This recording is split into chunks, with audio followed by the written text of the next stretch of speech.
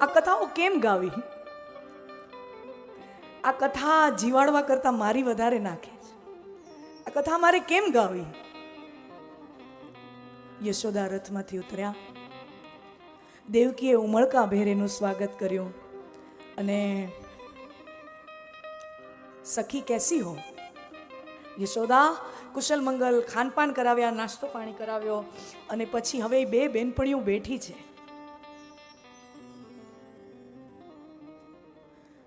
દેવકીને દુઃખ હતું કે કાનાનું નાનપણ ન જોઈ શકાણું, તો સામે પક્ષે યશોદાને પણ દુઃખ હતું કે મારો કાનો દ્વારકાધીશ થયો, એ જોવાનું મારા નસીબમાં ન આવ્યું. સામે પક્ષે યશોદા. બે તૂટેલા હૃદય જ્યારે ભેગા મળે, दो टूटे हुए दिल जब मिलते हैं तब व्यास जी क्या दृश्य, सुदृश्य उपसावे આપણી સામે.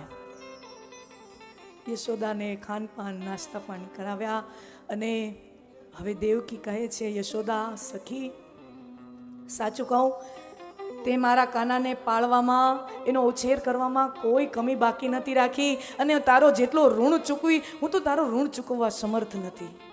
હું ગમે તેટલું કરું ને તોય તારા ઋણમાંથી મુક્ત ન થઈ શકું. પણ યશોદા સાચું કહું, એક વાત, દિલની પ્રામાણિકતાથી એક વાત કહું, મારું હૃદય તને માફ નથી કરી શકતો. તારા ઋણ છે બાપ મારા ઉપર, પણ મારું દિલ તને માફ નથી કરી શકતું. જે જે લાભ વિધાતાએ, જે હક, જે અધિકાર મારા નસીબમાં લખ્યા હતા એ તને મળી ગયા ને મારું હૃદય માફ નથી કરી શકતું તને. મારા કાનાને સ્નાન કરાવવાનો અધિકાર મારો હતો, એ લાભ તું લેતી હતી.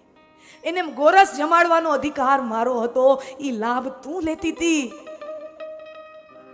તારા પ્રત્યે મને ફરિયાદ કોઈ નથી, પણ છતાંય મારું દિલ તને માફ નથી કરી શકતું, ક્ષમા નથી કરી શકતું.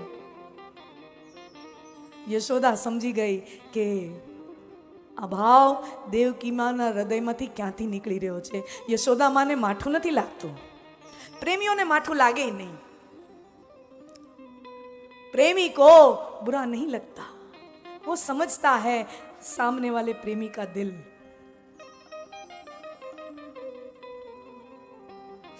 દેવકી માં પોતાનો બળાપો કાઢી રહી છે. આજે વર્ષોથી ધરબાયેલા જે લાગણીના બંધ હતા ને, હવે માં દેવકી એ બધાય બંધોને તોડી અને યશોદાની સામે પોતાનો ઉભરો ઠાલવી રહી છે. વિધાતાએ મને શું નથી આપ્યું? રાજવંશમાં મને જન્મ મળ્યો, રાજકુમારી તરીકે મને જન્મ મળ્યો, રાજવંશમાં મારા વિવાહ થયા, પણ જીવન ક્યાં નીકળ્યું? યુવાની ક્યાં ગઈ મારી? જેલમાં, કારાવાસના અંધારા કોટરીમાં મારી જુવાની ગઈ. ચલો જુવાની ગઈ તો ગઈ, મારી નજરની સામે મારો જ ભાઈ મારા છ દીકરાને ક્રૂરતાથી મારી શકે, આવું દુઃખ વિધાતાએ મને શું કામ આપ્યું હશે? આવું દુઃખ વિધાતા, કિસી સ્ત્રી કે નસીબ में વિધાતાની કલમ ધ્રુજતી કેમ નથી? આવું દુઃખ કોઈ સ્ત્રીના નસીબમાં લખતા પહેલા મારો જ ભાઈ મારા 6 દીકરાને ક્રૂરતાથી મારી શકે, મારા પતિ મારી બાજુમાં ઉભા હોય, કોઈ કાંઈ ન કરી શકે, આવું દુઃખ મારા નસીબમાં વિધાતાને લખતા એની હાથ ધ્રુજી કેમ ન ગયા? એની કલમ ધ્રુજી કેમ ન ગઈ?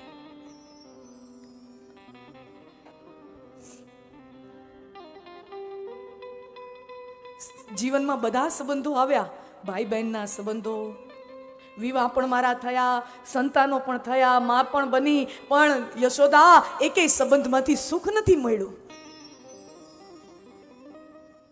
જીવનમાં ઘણા સંબંધો બન્યા, પણ એકેય સંબંધમાંથી સુખ નથી મળ્યું. આ ફરિયાદ કોને કહું? હું તો ભગવાનની માં છું. યશોદા સમજે છે.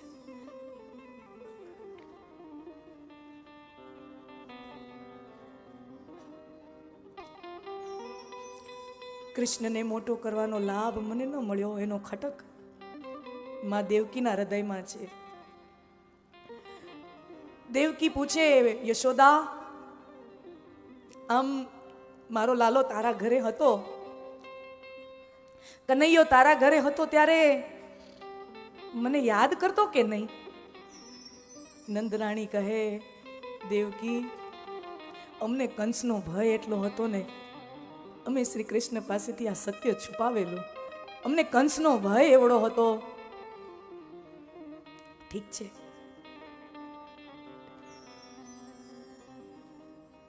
અને અચાનક જ માં દેવકીએ શ્રી કૃષ્ણના નાનપણની વાત કરીને તો માં યશોદાની સમાધિ લાગી ગઈ અને મનમાં દ્રશ્યો ઉમટવા માંડ્યા.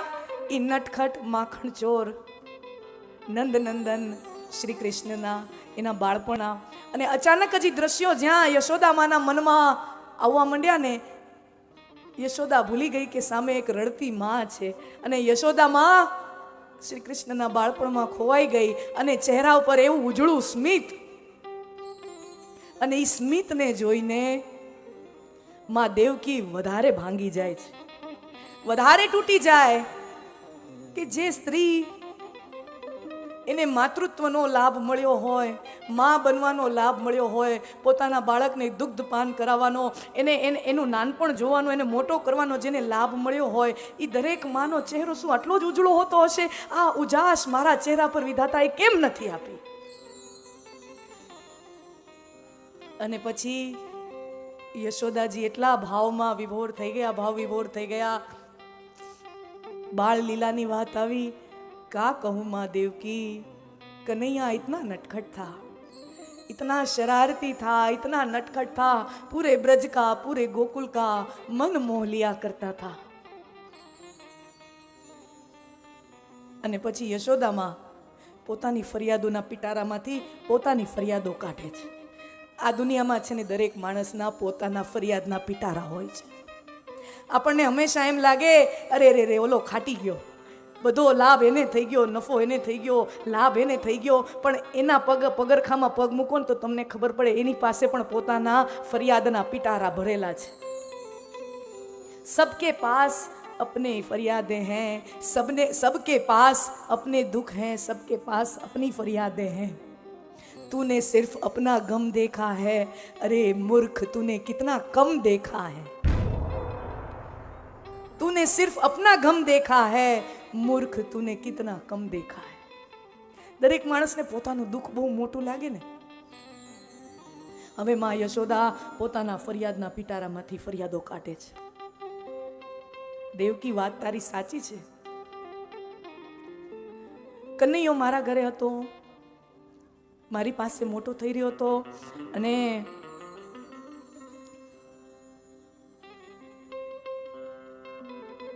બધી ગોપીઓ એને રમાડવા આવે. એના સ્નાનનો સમય થાય ને તો બધી ગોપીઓ પડાપડી કરે, નહીં યશોદા આજ તો મેં નહીં લાऊंगी, નહીં યશોદા આજ મેં. દરેક ગોપીઓ અંદરો અંદર ઝઘડી પડે, નહીં યશોદા આજ મારો વારો, નહીં યશોદા મારો વારો. અને બધાયના હાથમાંથી હું મારા લાલાને લઈ અને પછી ઘરનું દરવાજો બંધ કરી બધાને બહાર કાઢીને, કંઈ નહીં મારા લાલાને સ્નાન કરાવવાનો અધિકાર મારો છે, બધા એમ કરીને બધાને કાઢતી, સ્નાન કરાવતી, શ્રૃંગાર કરાવતી, કમરમાં કમરબંધ ધોતી પહેરાવતી, એનો શ્રૃંગાર કરતી, અને પછી એને આંગણામાં રમવા મૂકતી. અને ત્યાં પછી ગોપીઓ વળી બીજા દિવસે ઊભી હોય, આજ મેં કરાઉંગી, મેં કરાઉંગી. અને પછી ક્યારેક તો યશોદાનો વારો ન આવે, उस पर मेरा अधिकार था, गोपियां ले जाती थी. હવે माँ यशोदा के जो मेरा अधिकार था ना वो तो गोपियां ले जाती थी. ગોપીઓ વળી પોતાનામાં લડે કે કાલે તારો વારો હતો, મારો વારો. गोपियों ने फरियाद थी. फिर थोड़ा बड़ा हुआ कन्हैया तो उनका प्रेम राधा जी की तरफ बढ़ा. अने मने बहु ईर्ष्या आई. यशोदा माँ कहे मुझे बहुत ईर्ष्या आई. जिस प्रेम पर मेरा पूरा, जो मुझे पूरे का पूरा चाहिए था, अब उसमें से थोड़ा थोड़ा वहां जा रहा था. जो प्रेम मुझे पूरा का पूरा चाहिए था वो थोड़ा थोड़ा वहां जा रहा था. मने खरेखर तो राधा ने बहु ईर्ष्या होती. હવે माँ यशोदा मीठी मीठी फरियादो करे છે. અને કોઈ રાધાજીને પૂછે તો એની પાસે પોતાની ફરિયાદો હોય કે આજે મારી સાથે રાસ રમતો હતો, કાલે ઓલી ગોપી સાથે રાસ રમે, આ ગોપી સાથે રાસ રમે, પછી આ ગોપી સાથે રાસ રમે. ये सब गोपियां मेरा लाभ ले रही हैं. અને ત્યારે માં દેવકીને આ યશોદાના ફરિયાદોમાં એક અનમોલ સત્યનો અનુભવ થયો કે હું જેને મારો મારો મારો મારો કરીને મારી પાસે રાખવા માંગતી હતી, એ ખરેખર તો કોઈનું નથી. અને સાચી વાત છે, શ્રી કૃષ્ણ किसी के नहीं है और श्री कृष्ण सबके हैं. ઈ કોઈનો થઈને રહ્યો નહીં, કોઈ એકનો થઈને આ જીવન રહ્યો જ નહીં. આખું કૃષ્ણ ચરિત્ર તમે જુઓ, કોઈ એક પાત્રનો થઈને રહ્યો જ નહીં. वो किसी का नहीं हुआ. ઈ કોઈનો થઈને રહ્યો નહીં. અને આમ જુઓ ને તો ઈ બધાયનો થઈને રહ્યો. वो किसी का नहीं हुआ पर वो सबका था.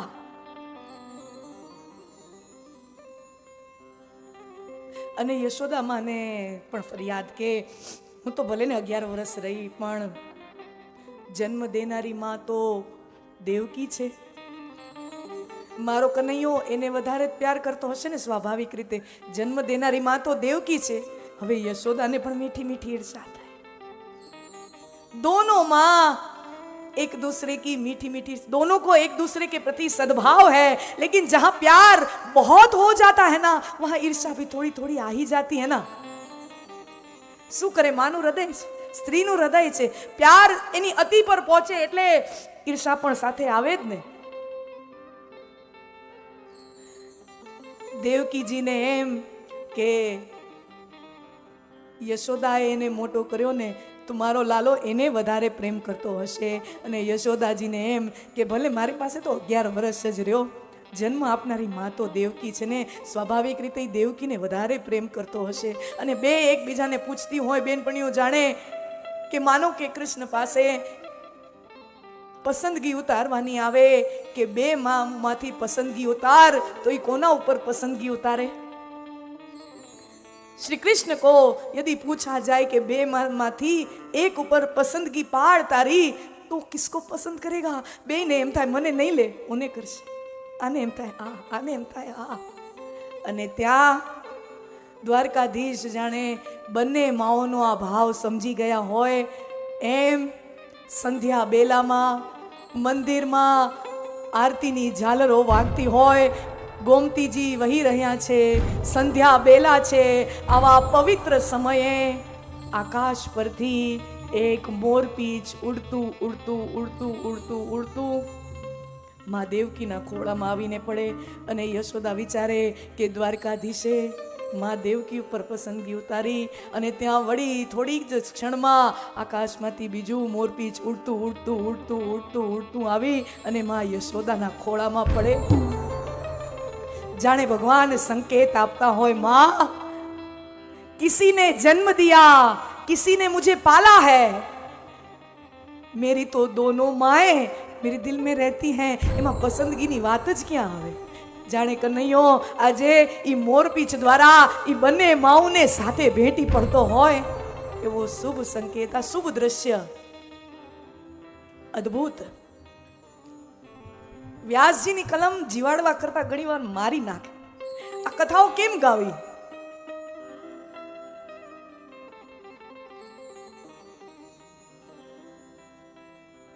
જરા નામના પારાધીનું બાણ લાગ્યું. પ્રાચીના પીપળા નીચે સૌરાષ્ટ્રના દરિયા કિનારે સોમનાથ દાદાની સાનિધ્યમાં ભગવાન પ્રાચીના પીપળા નીચે પોઢી રહ્યા છે. જરા નામના પારાધી શિકારીનું બાણ લાગ્યું. ઉદ્ધવજી આવ્યા. કહેવાય છે ઉદ્ધવજી ભગવાનનું અંતિમ મિલન ઉદ્ધવજીને મળ્યું છે. ભગવાને પોતાની પાદુકા ઉદ્ધવજીને આપી છે. બે પાત્રોને કથામાં ભગવાનની પાદુકા મળી છે. રામ કથામાં આ લાભ ભરતજીને મળ્યો હતો અને ભરતજીએ ભગવાનની પાદુકાઓ સર પર ધરી અને અયોધ્યાની રાજગાદી પર ભગવાનની પાદુકા પધરાવી. અને કૃષ્ણ કથામાં આ લાભ ઉદ્ધવજીને મળ્યો છે. કૃષ્ણસ્ય સખા ઉદ્ધવ, કૃષ્ણના પરમ મિત્ર છે ઉદ્ધવ. પાદુકા ભગવાનની મળી અને ભગવાન ઉદ્ધવજીને કહે છે, उद्धव तुम भी बूढ़े हुए हो. ભગવાનનું આયુષ્ય, ભગવાનની ઉંમર, આ પ્રસંગ બન્યો ને બાણ લાગ્યું ત્યારે ભગવાનની ઉંમર 125 વર્ષની છે. તો ઉદ્ધવ भी એની ઉંમરે वो भी वयोवृद्ध है. उद्धव तुम बूढ़े हो गए हो, लेकिन फिर भी यदि शरीर काम करे, यदि मन काम करे, तो एक बार मेरा अंतिम संदेशा ब्रज में लेके जाना. ब्रजवासी मेरी प्रतीक्षा करते होंगे. मारो अंतिम संदेशो ત્યાં લઈ જાજો. બસ મારી આ છેલ્લી ઈચ્છા છે. આ મારી પાદુકા તમને સોંપું છું અને મારો સંદેશો બ્રજવાસીઓને આપજો.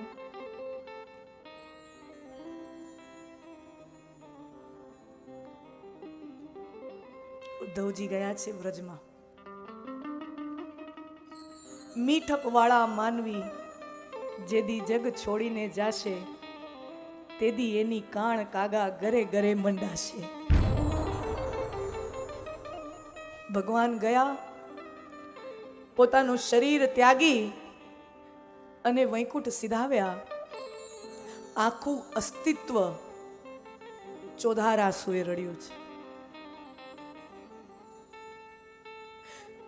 સૂરજને એમ થાય કે મારું મોઢું ક્યાં ઢાંકું, આ દ્રશ્ય મારાથી જોવાતું નથી, મારો બાપ આમ પડ્યો છે. સૂર્યનારાયણને એમ થાય મારું મોઢું કેમ ઢાંકું, આ વાદળા આજે નથી, મારું મોઢું કોણ ઢાંકશે, આ દ્રશ્ય મારાથી જોવાતું નથી. આખું અસ્તિત્વ રડ્યું છે. અને જ્યારે પરમ તેજ આવા મીઠપ વાળા માનવી જાય ને, ત્યારે આખું અસ્તિત્વ રડતું હોય. મીઠપ વાળા માનવી જેદી જગ છોડીને જાશે, તેદી એની કાણ કાગા ઘરે ઘરે મંડાશે. એની કાણ ઘરે ઘરે મંડાય, એનો શોક પ્રકૃતિનો એક એક તત્વ પાળે.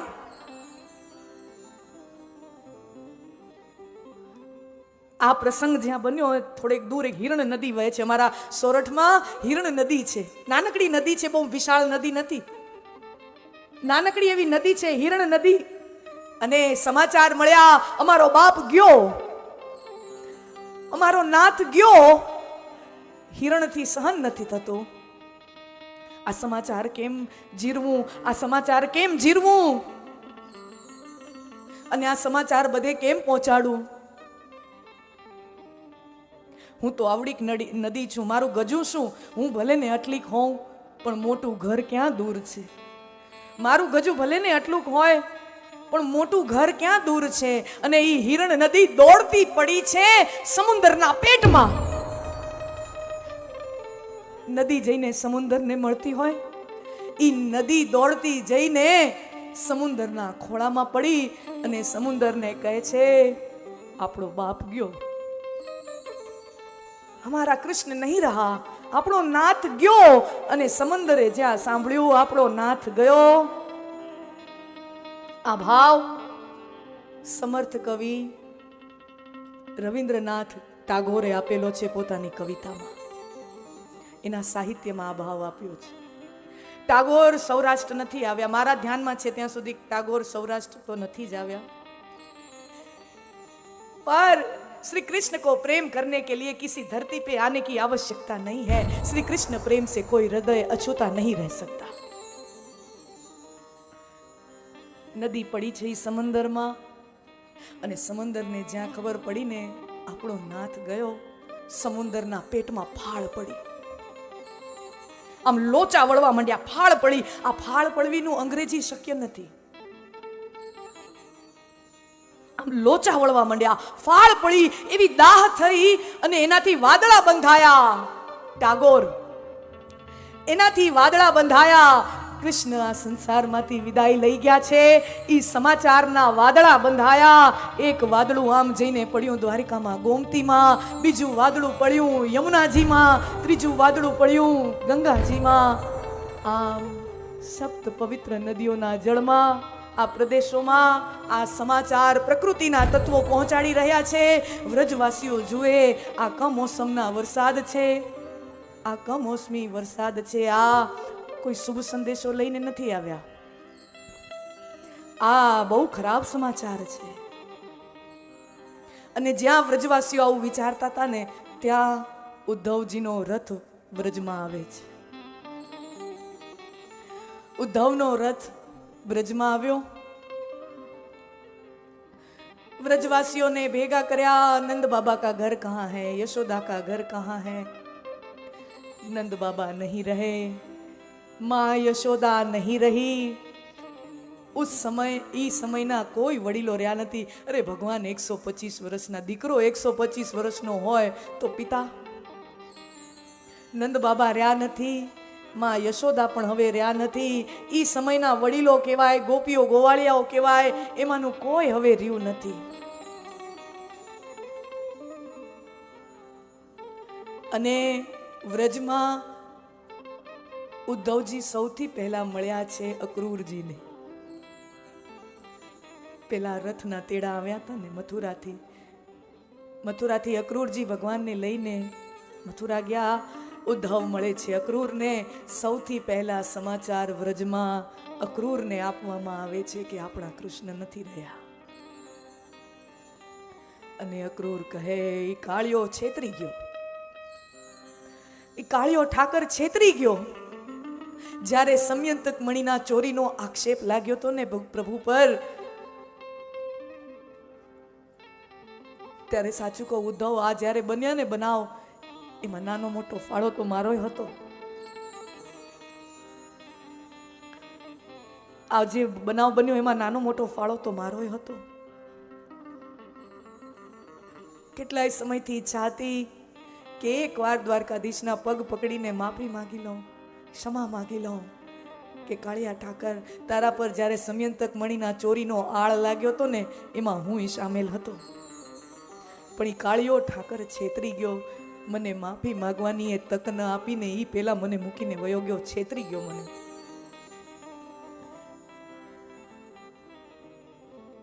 મનની મનમાં જ રહી જાય છે. હે, જીવનમાં ઘણીવાર એવું થતું હોય, ન કહેવાનું આપણે તરત કહી દેતા હોઈએ, અને કહેવાની જે વાત હોય એને એવી કોઈ ક્ષણ માટે સાચવીને રાખીએ, પણ આપણે કહી નહીં, પેલા તો એ માણા વયો ગયો હોય અને મનની મનમાં રહી જાય. કાળિયો ઠાકર નીકળી ગયો. ઉદ્ધવ પૂછે છે અક્રૂરને, અક્રૂર બીજા કોણ રહ્યા છે હવે એ ઉંમરના?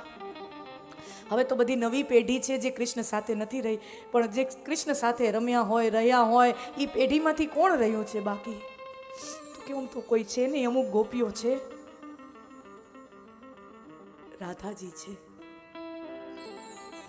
રાધા છે, હા. ક્યાં છે? આ સમયે તો કાલિંદીના તટ ઉપર હશે. ઘણા સમયથી જોયા નથી, પણ એનું સ્વરૂપ ભૂલાઈ ગયું હોય. કંઈક ઓળખાણ આપો ને, પરિચય, એમ સ્વરૂપનું કંઈક ચિહ્નો આપો તો મને જલ્દી ખબર પડે. ઘણા સમયથી જોયા નથી.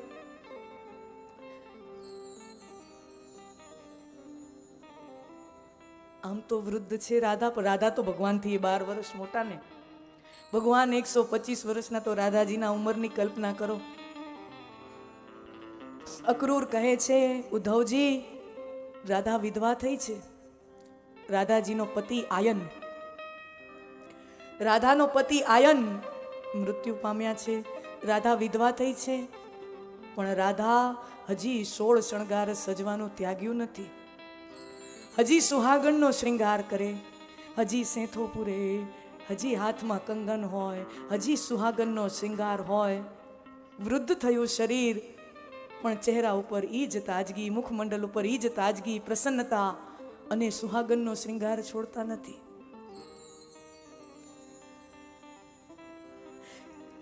સાચું કહું, પ્રેમ કોઈને વિધવા થવા દેતો જ નથી.